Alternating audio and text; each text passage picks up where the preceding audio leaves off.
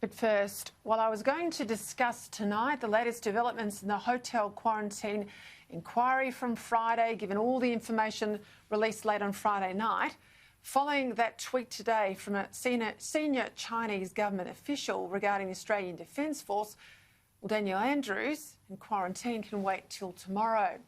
Today's tweet from the official spokesman of the Chinese government displaying a photoshopped image of an Australian soldier slitting the throat of an Afghan girl holding a lamb.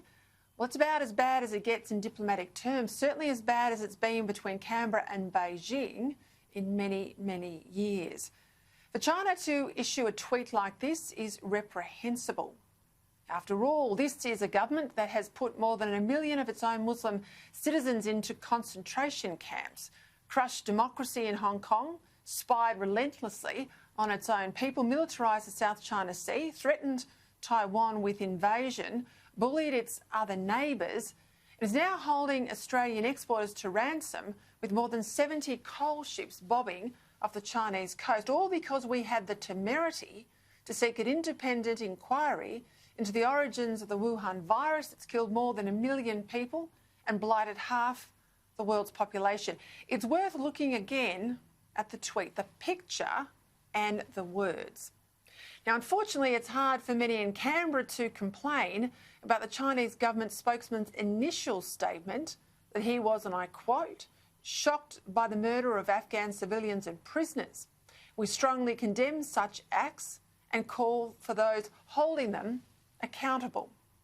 Because after all, stripped of the qualifications that it was just a small minority whose conduct was in question, that's more or less what our own political and military leaders have said of the Brereton Report. But it's the gruesome imagery, the pictures, that's the real offence with the Chinese tweet, reminiscent as it is of wartime propaganda or what a PLO spokesman might allege about the Australian Army that's caused the outrage today. At least, if more were needed, it should show Australians the real nature of the Chinese communist regime, not the Chinese people, I should add, who are, as we know, the chief victims of Chinese government cruelties. I even wondered today how many business leaders and big corporates, fat on their panda super profits, spoke out against the way Beijing target our troops with this tweet, or had their silence perhaps been bought. What about Daniel Andrews announcing today he would finally use the military in a small way in his rebooted quarantine program? Where was his defence of our uniform against his Belt and Road mates? I didn't see Andrews rush to tear up his debt deal with China, which shows just how weak some of our leaders have become, doesn't it? This was all foreseeable the moment the Brereton Report came out and the prejudging occurred, that it would be used by our country's critics to attack Australia and smear our armed forces. That was one of the reasons why I've continually questioned the way this report has been handled. If there is admissible evidence that people really have committed war crimes, they should be charged and given the chance to defend themselves.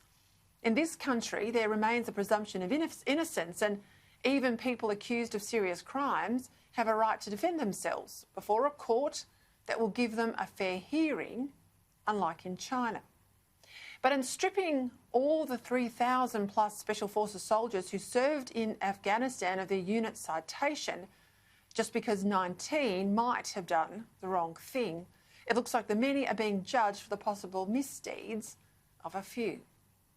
Collective guilt. That's a mark of a communist or fascist regime, not countries with a common law tradition such as ours. Yet unless the government makes clear now that the Defence Chief's recommendation to strip the unit citation will not be acted upon, then sadly criticisms that we're levelling at China are pretty hollow, given we've fallen into the same trap ourselves. Now, credit to the Prime Minister today for his swift and severe demand that the Chinese government delete this tweet and apologise.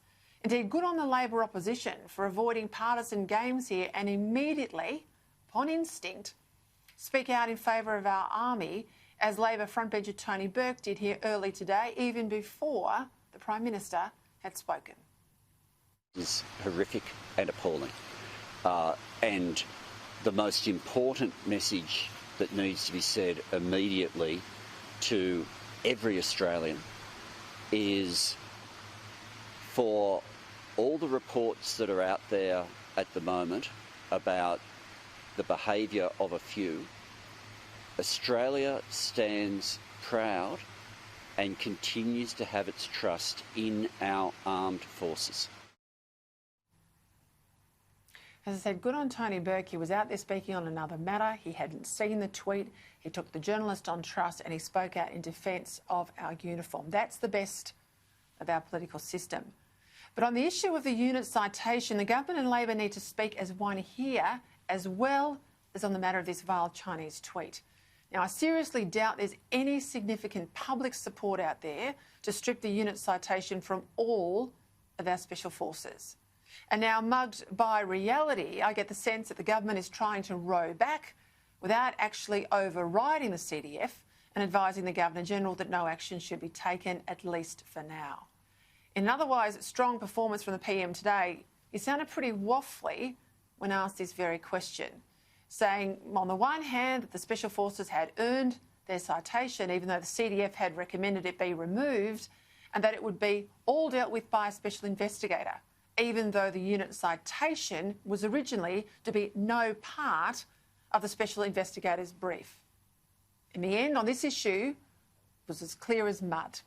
And the PM should simply have said, on this matter, he disagreed with the CDF and that he would himself write to the Governor-General to speak his mind. Now, we owe it to the dead to do this. By my count, there are at least 20 dead veterans who would posthumously lose their citations. To do that not only dishonours them, but it dishonours all of us, given they fought under our flag and in our country's uniform. It's all the more reason, isn't it, for everyone to sign the petition against this move. I've signed it, and here's how you can too, by going to voiceofaveteran.org.